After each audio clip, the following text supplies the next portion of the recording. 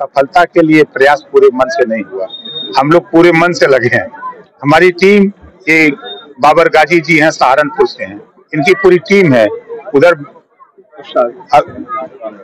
अफसाद जी हैं, उस्मान जी हैं, हमारे गुड्डू भाई हैं, हमारे फैजी भाई हैं, संजय भाई हैं, हमारे सैकड़ों लोग लगे हैं यहाँ इस घोसी विधानसभा में। अभी मैं मोहम्मदाबाद में था, इसके पहले आपने देखा कि मैं मऊ सदर में था। पूरे प्रदेश का जो समझदार मुसलमान है वो समझाने के लिए इस घोसी में घूम रहा है, जागो तभी सवेरा है। सपा तो दावा करती है कि जितना मुस्लिम वोट ये हमारा है और कांग्रेस उसके साथ समर्थन में है, तो आप कैसे इसका सामना करेंगे? अब जैसे गिना दूं, अब हाथ उठवा के तो वोट इस समय नहीं पड़ रहा है, आप इनसे पूछिए कि वोट कहाँ पड़ेगा।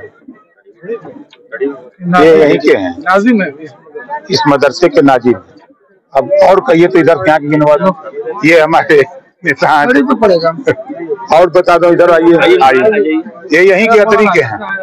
वोट कहाँ पड़ेगा?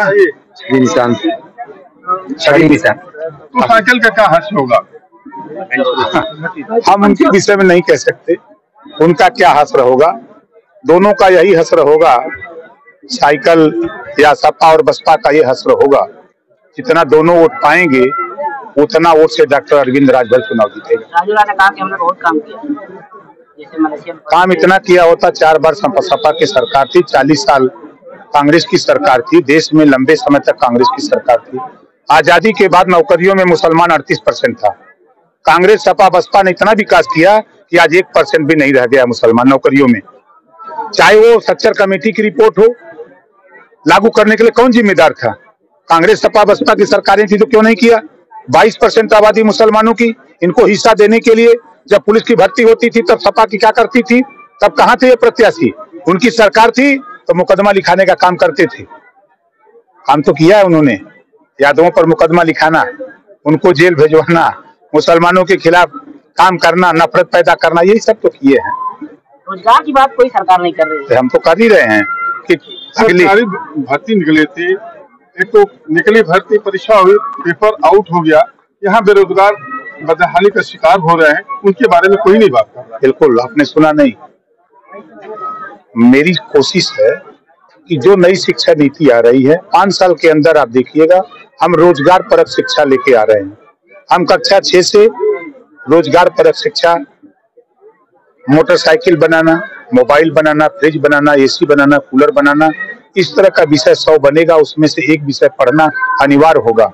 नई शिक्षा नीति में जब वो बच्चा 3 साल 4 साल 5 साल के बाद विद्यालय छोड़ेगा, उसके हाथ में हुनर होगा और वो बच्चा विद्यालय छोड़ के आएगा, किसी प्राइवेट दुकान पे जाकर के वो रिहर्सल कर लेगा 4-6 महीना, तो गोमती में भी दुकान खोलेगा, अपने माँ बाप परिवार के साथ रहेगा और उसकी रोजी रोटी चलेगी। एक तो ये चल रहा है।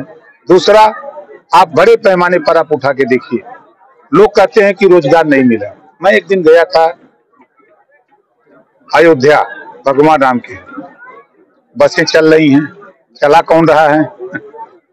आपके 6 विधायक में कोई दिखाई नहीं दे रहा।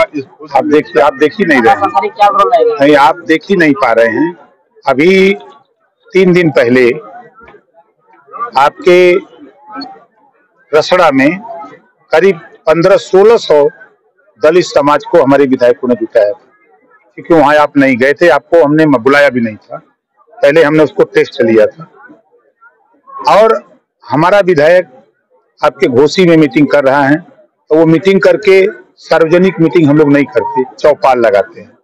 न आपको पता होता है, न किसी नेता को पता होता है। वो गांव में गए, अब रात को जब सेध पड़ती थी तो बता करके सेध थोड़ा पड़ती थी, या चोरी होती थी तो बता के नहीं होती थी।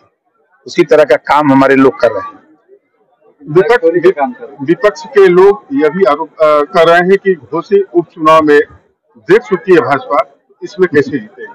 उनको शायद ध्यान नहीं है, उस समय बहुजन समाज पार्टी चुनाव मैदान में नहीं थी। इस समय जरा जाकर के ले लें वोट।